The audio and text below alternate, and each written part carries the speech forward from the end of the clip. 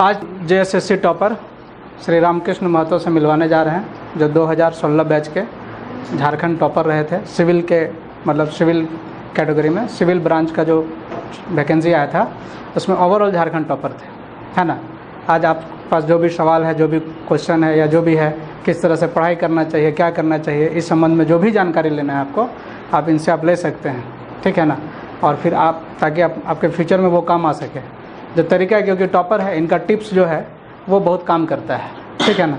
हम लोग तो हमेशा देते ही रहते हैं, लेकिन हम लोग का लगता होगा बातों पर कि पता नहीं क्या है नहीं है, तो टॉपर्स जब आपको बताएंगे तो उनका एक अलग ही महत्व रहेगा, है कि नहीं। इसलिए आज इनके मुख से आप जो है सुनिए कैसे आप सफलता प्राप्त कर सकते हैं, कैसे क्या कर सकते हैं, ठीक है। सबसे पहले अपना परिचय दे दूं मैं, सर तो बता ही दिए हैं, है ना। मैं रामकृष्ण कुमार, है ना। यहाँ पहले तो मैंने डिप्लोमा किया है, फिर बीटेक के लिए, है ना, MI तो 2014 बैच में मैंने पास किया, ठीक है। और फ़िलहाल मैं यहाँ NH-84 में पोस्टिंग है मेरा, यहाँ पे मोरहाबादी जो है ना वहीं पे पोस्टिंग हुआ है। तो पढ़ने का सबसे उस समय मेरा जो अनुभव रहा है, एक्सपीरियंस जो है, मैं सुबह तो साइकिल से आता था यहाँ पे, जो रियली चीज़ है। कोकर से मैं साइकिल से आता था सुबह सुबह। और उस समय क्या है कि हर एक चीज़ का एक रूटीन हुआ करता था मेरा। ये नहीं कि मोबाइल में ज़्यादा टाइम पास हो गया, ये हो गया वो हो गया। उस समय भी सोशल मीडिया था, सही बात है, लेकिन सबका एक टाइम मैंने फिक्स कर दिया था, ठीक है। तो और पढ़ने उसमें क्या है कि ये नहीं कि लगातार हम पढ़ते रहे, ऐसा बात नहीं है। पढ़े फिर थोड़ा सा मूड ऑफ हो गया तो फिर कहीं खेल लिए, थोड़ा सा ये हो गया। लगातार पढ़ने से भी दिमाग में नहीं जाता है। तो हम लोग 3 लड़का थे, तीनों मतलब सर जो है जहाँ भी पढ़ाते थे, जिस भी रूम में, हम लोग तीनों चले जाते थे। और तीनों अभी यहाँ है कि हम लोग मतलब तीनों ही समझिए कि रोड कंस्ट्रक्शन डिपार्टमेंट में ही हैं। हम तो मतलब बहुत शांत रहते थे क्लास में, सर भी जानते होंगे, बहुत एकदम शांत रहते थे। लेकिन सर बहुत ध्यान दिए। यहाँ का टेस्ट सीरीज जो है और यहाँ का जो नोट्स होता है उसको अगर आप पढ़ लीजिएगा तो हमको नहीं लगता है कि उसे कहीं को बाहर क्वेश्चन आता है। और यहाँ का टेस्ट सीरीज हमको बहुत अच्छा लगा, चूँकि हम लोग का बैच में तो बहुत एक से एक बीटेक एमटेक बहुत सारा आता था। और कंपटीशन है तो सबसे फेस करना तो है ही, चाहे जो भी है। अभी भी मेरे साथ जो सहयोगी हैं, कोई एमटेक है, कोई क्या है, लेकिन जब हम जाते हैं वहाँ तो हमको अच्छे नज़रों से देखता है। ये नहीं कि ये डिप्लोमा है तो ये है वो है, वैसा नहीं करता है। उनको लगता है कि नहीं, अगर कुछ तो खासियत है इसमें। इसीलिए जो है हम लोग मतलब क्या बोला जाए, सर का प्रयास बहुत अच्छा रहा। हम लोग आगे बैच में रहते थे और जो भी अगर प्रॉब्लम होता था तो नहीं बनता था तो सर से पूछते थे। और क्या बोला जाए उसको, हिचकते नहीं थे ये भी मारने में। ये नहीं कि नहीं जानता है तो ये करो वो करो। और हम लोग भी हिचकते नहीं थे कि ये क्वेश्चन डाउट हो रहा है तो इनसे नहीं पूछा जाए, सबसे पूछते थे। एक मैकेनिकल के सर थे, वो भी, उनका भी नोट्स बहुत अच्छा था। और उनसे जो है हम लोग में क्या था कि पीटी और मेंस था, तो पीटी में तो पास हो गए, उसमें तो क्या है कि जनरल रीजनिंग ये भी था। लेकिन मेंस में हम लोग का था पहला पेपर, दूसरा पेपर। तो पहला पेपर में था, तीनों था, इलेक्ट्रिकल, मैकेनिकल एंड सिविल, तीनों था और 90 क्वेश्चन था। और फिर उसके बाद सेकेंड फेज में था सिविल का ही टोटल, तो 180 क्वेश्चन था। हाँ, फर्स्ट में 120 क्वेश्चन था, सही, 40 ना, 40, हाँ। तो उसके लिए सब तीनों पे ध्यान देना पड़ता था हम लोग को, इलेक्ट्रिकल, मैकेनिकल, सिविल, तीनों के लिए। तो उसके लिए अच्छे यहाँ फैकल्टीज थे जो नोट्स दिए, उससे बहुत सहयोग हुआ। और यहाँ का हम बार बार बोले टेस्ट सीरीज बहुत अच्छा है, क्योंकि यहाँ पर इससे पता चलता है, घर में तो आदमी सब पढ़ता है ना, पढ़ने का तो सब पढ़ता है, लेकिन यहाँ टेस्ट दीजिएगा तो जब हम लोग को डर लगता था अंदर से, हम लोग तीनों में कंपटीशन चलते रहता था कि कौन ऊपर आएगा। जब पब्लिश होता था वहाँ पे तो थोड़ा अगर हम लोग नीचे आते थे तो लगता था बेइज्जती फील होता था, अरे हम इससे कमज़ोर हो गए क्या। तो उससे पता चलता है, टेस्ट भी बहुत मायने रखता है आप लोग को कि हम कहाँ पर हैं, कितने पानी में हैं, ये बहुत ज़रूरी है। और अगर कोई ऐसा क्वेश्चन है तो आप लोग पूछ सकते हैं।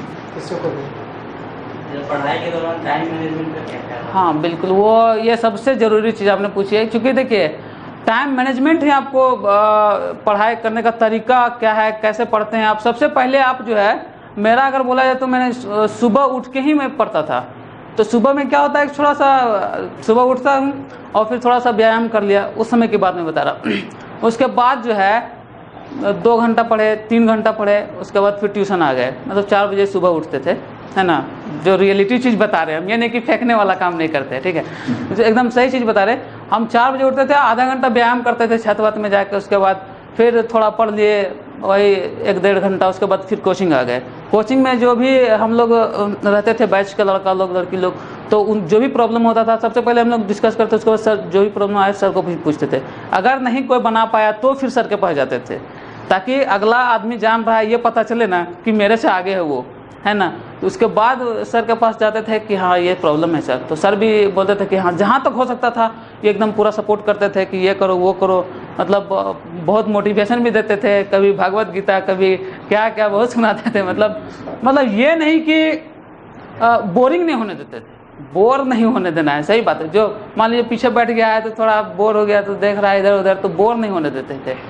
तो वही सब चीज़ें। और फिर दिन का क्या शेड्यूल, मतलब पढ़ने का कैसे होना चाहिए? देखो दिन में आप कोचिंग कर लिया, फिर शाम में घर गया, तो कैसे पढ़ना चाहिए? हाँ, तो मैंने देखिए, अगर आप लोग जैसे 5 घंटा या 3 घंटा जो भी है क्लासेस करते होंगे, ठीक है, और फिर सबसे पहले ये प्रायोरिटी दीजिए कि सबका अलग अलग सब्जेक्ट है। हम लोग का जितना भी सब्जेक्ट हैं उसका जो है हर एक सब्जेक्ट वाइज एक रूटीन बना लीजिए कि आज ये सब्जेक्ट हमको पढ़ना है, ठीक है। और जो पहले यहाँ जो दिया जाता है उसको आप लोग पहले उसको कंप्लीट कीजिए, है ना, उस चीज़ को कंप्लीट कीजिए। और जो पहले मान लीजिए सोम में जो भी डाउट हो रहा है, फिर टॉस हो गया, फिर सॉइल सबसे इम्पोर्टेंट है। हम लोग का सॉइल में बहुत क्वेश्चन आया था उसमें, और सॉइल टफ भी है थोड़ा सा। फिर आरसीसी हो गया, तो ये सब का अलग से टाइम, इन लोग को ज़्यादा टाइम दिया जाए तो अच्छा रहेगा।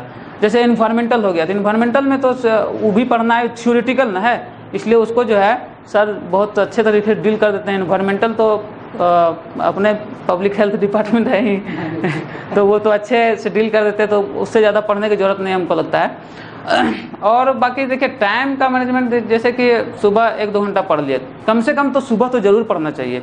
सुबह 2 घंटा 3 घंटा पढ़ लिए, उसके बाद कोचिंग आ गए, फिर कोचिंग से 5-6 घंटा के बाद चल गए, फिर थोड़ा सा रेस्ट कर लिए। ये नहीं कि गया और शुरू स्टार्ट कर दिया अपना पढ़ाई लिखाई, ऐसा नहीं, थोड़ा सा रेस्ट कर लिया, माइंड रेस्ट हो गया। फिर 2-3 घंटा पढ़िए, वो सिस्टम रूटीन के हिसाब से ही पढ़िए, और जो ज़्यादा इम्पोर्टेंस है उसी को ध्यान में रखा जाए तो अच्छा होगा आप लोग के लिए, समझे। कोई क्वेश्चन है? बाकी टेस्ट सीरीज तो देना ही है, ये बहुत नोट्स जैसे कि उसके बाद जो जैसे कि अपने से कुछ छूट जाता है, हाँ, अपने से बनाना है, नोट्स कैसे बनाने में क्या ध्यान देना? नोट्स देखिए, सबसे पहले तो उसका एक बहुत ही मतलब उसके लिए अभी आप लोग के पास टाइम है तो आप लोग डिटेल में जानकारी ले सकते हैं। जैसे कि हर एक बुक को एकदम डिटेल अभी डिस्क्राइब कीजिए, कन्वेंशनल से लेकर थियोरेटिकल जो भी है उसका ऑब्जेक्टिव भी पूरा पढ़िए उसको, और जहाँ तक लगता है नोट्स से मिलाइए। अगर लगता है कि ये चीज़ छूट गया है तो आप फिर उसको अच्छे से ये कीजिए। बाकी मेड जी का एक आता है हैंडबुक, उसमें अच्छा एकदम पॉइंट हाईलाइट किया हुआ है, तो आप जो है सबसे पहले अगर टाइम है, अभी तो वैकेंसी आएगा, हो सकता है आने वाली होगी, तो टाइम है तो अभी पूरा डिटेल डिस्क्राइब उसको पढ़िए। और फिर जो भी है मतलब कि उसका जो बनाया जाता है, क्या बोलते हैं इसको, न्यूमेरिकल सब है, वो सबको डिटेल में बनाइए उसको, तो ठीक रहेगा, समझे ना। और कोई कुछ पूछना चाहता है? हाँ सर, आप कितना एग्जाम दिए थे? एग्ज़ाम देखिए, एग्ज़ाम मेरा देखिए सेंट्रल एसएससी 2 बार क्वालिफाई किए, है ना। सेंट्रल एसएससी 2014, हम जो 2014 में जो थे वो अपेयरिंग थे, ठीक है, 2014 अपेयरिंग थे, उसी समय आया वैकेंसी मेरा 2014 में सेंट्रल एसएससी, वो मैंने क्वालिफाई किया। और उसका ये भी लिखा था क्या, मेंस, तो मेंस में चूँकि हम अपेयरिंग थे इसलिए उतना मतलब ध्यान नहीं दी, या फिर हम उस पर उतना फोकस नहीं किए। उसके बाद सेकंड टाइम भी सेंट्रल एसएससी आया तो उसमें भी क्वालिफाई किया मैंने, और फिर उसके बाद दोनों टैली कर गया, जेएसएससी एंड सेंट्रल एसएससी दोनों क्वालिफाई, तो मैंने जो है इसको चुना। और फिर एक था ये डीआरडीओ, वो भी कंप्लीट हो गया था, है ना, पूरा कंप्लीट हो गया था। और फिर एक एनटीपीसी का आया था उसी समय, उसमें एकदम मतलब फुल फेज में थे हम, तो बहुत सारा। और एक बोला जाए तो ये नॉनटेक वाला भी भर देते थे हम, ये क्या बोलते हैं, फॉरेस्ट गार्ड भी मेरा पूरा कंप्लीट हो गया था, पूरा दौड़ लास्ट में यहाँ था मेरा, ये बिरसा जैविक उद्यान है ना वहाँ पे, तो बहुत सारा हुआ। तो टोटल आप 6 एग्जाम दिए और सब क्वालिफाई किए? हाँ, ये तो वही तो बोले, सेंट्रल एसएससी एक जो है ना वो गड़बड़ा है, हाँ मेंस में, और एक वहाँ ऑर्डिनेंस फैक्ट्री का था, उसका जो है ना हम क्वालिफाई नहीं कर पाए, जो रियलिटी है वो मैं बता रहा हूँ, ऑर्डिनेंस फैक्ट्री, समझे ना। पूछना चाह रहा है ना परसेंटेज क्या है? मेरा परसेंटेज ज़्यादा नहीं 72% था। हाँ 72%। हाँ हम लोग का एग्रीगेट रहता है पूरा, एग्रीगेट ही रहता है पूरा। ये दरअसल ये पूछना चाह रहे हैं कि एग्जाम फेल होने के बाद अगला एग्जाम के लिए कैसा चाहिए? अच्छा एक्सपीरियंस मतलब अच्छा। देखिए एक एग्जाम ये डिस्क्वालीफाई कर गया। अच्छा। अब जो है ये थोड़ा सा डिप्रेशन, मोरल डाउन हो गया। मोरल डाउन हो गया, जबकि हम उसको बहुत मोटिवेट किए हाँ कि अभी तुम्हारा पहला एग्जाम है, तुम और दोगे। पूछना चाह रहा है कि पहला एग्जाम अगर डिस्क्वालीफाई कर जाए तो आगे फ्यूचर क्या है? देखिए हिम्मत तो नहीं हारना चाहिए। ये तो उस समय इसीलिए हम अपेयरिंग में इसीलिए दिए थे कि आखिर पैटर्न क्या है। मेन है कि आप हिम्मत हारने से कुछ नहीं होता, उस चीज़ को बनाए रखिए और उस डबल जोश के साथ आगे बढ़िए। ये नहीं कि अरे हो गया ख़त्म हो गया, ऐसा नहीं होना चाहिए। आपको उस चीज़ पर लगे रहना चाहिए। और देखिए हम इसीलिए 2014 में पास तो क्वालिफाई तो किए, मतलब ये मेरा डिप्लोमा कंप्लीट हुआ। उसके बाद हम क्या थे कि किसी पे ध्यान नहीं दिया, ना मनरेगा ना 40th फाइनेंस, कुछ नहीं, बस एक ही पे लगे हुए रहे। कितनों केस होता रहा, 2 साल तक केस चला। 2014 के बाद 2016 में हुआ क्या सर मेंस हुआ। तो कहीं दिमाग नहीं भटकाना है, उस चीज़ को जो है एकदम फोकस में रखना है। और मेरा फोकस यही था, दिल से मैं बता रहा हूँ, मेरा फोकस यही था कि हम ये झारखंड की द्रौपदी मुर्मू से मैं ये लूँगा, मतलब नियुक्ति पत्र लूँगा। मेरा दिमाग में वही था। हम ये नहीं सोचे थे कि मैं टॉप कर जाऊँगा, अंडर 10 रहूँगा, ये मेरा हमको पता था। अंडर 10 मतलब हमको दिल से मतलब ये था कि हम चाहे कितना बीटेक एमटेक जो भी हो वो बाद में सब तो पढ़ता ही है। मेरे बगल में जो रहते हैं सहपाठी लोग, वो BIT सिंदरी के हैं, तो उससे भी हमको हेल्प मिला। क्या क्या है, बहुत सारा है, और तो उन लोग से भी हेल्प मिला। समझे ना? तो हिम्मत नहीं हारना है, सबसे बड़ी चीज़ है। और एक बात है कि उसको फोकस को बनाए रखना है, उस चीज़ को जो है माइंड में रखना है कि हमको करना है तो करना है। मेरा तो यही रहा, हम एकदम दिमाग में सेट कर लिए थे अंडर 10 रहना है। हमको ये नहीं मालूम था कि हम फर्स्ट कर ही जाएंगे। जब रिजल्ट आया तो हम गांव में थे और हमको लगता है कि खेती बाड़ी कर रहे होंगे, सही बोल रहे हैं। तो एक हम लोग का अप्रोच सर थे BIT सिंदरी के थे, उन लोग से मतलब हम भले डिप्लोमा है लेकिन सब मेरा दोस्त लोग बीटेक है और भी सिंदरी से है। तो असली बात उन लोग के साथ लाइनअप हो गया था, और अभी भी जो काम करते हैं वो सब सिंदरी के ही हैं।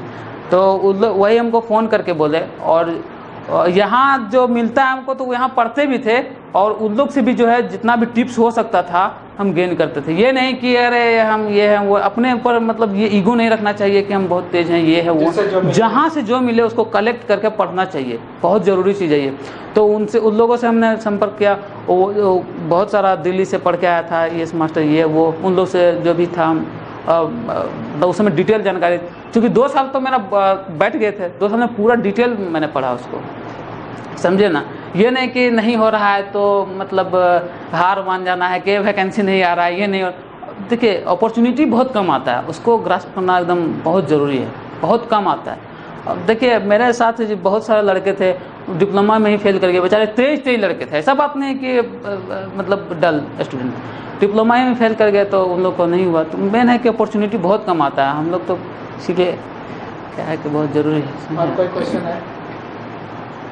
कितने दिन के बाद रिवीजन करें ताकि वो हमेशा याद रहे? देखिए हमको लगता है कि उसको रिवीजन करते रहना चाहिए। हम क्या करते थे ना, उसको डे बाय डे, जैसे एक चैप्टर पढ़े, जैसे मान लीजिए सोम पढ़े, ठीक है, उसको जो है जहाँ तक हो सकता है जैसे फ्लूइड पढ़े, तो हर एक दिन हम उसको देखते थे। ये नहीं कि जैसे टाइम जो है यहाँ अगर कोर्स कंप्लीट हो जाता है सिर्फ आप टेस्ट देना आइएगा, टेस्ट देना आइएगा।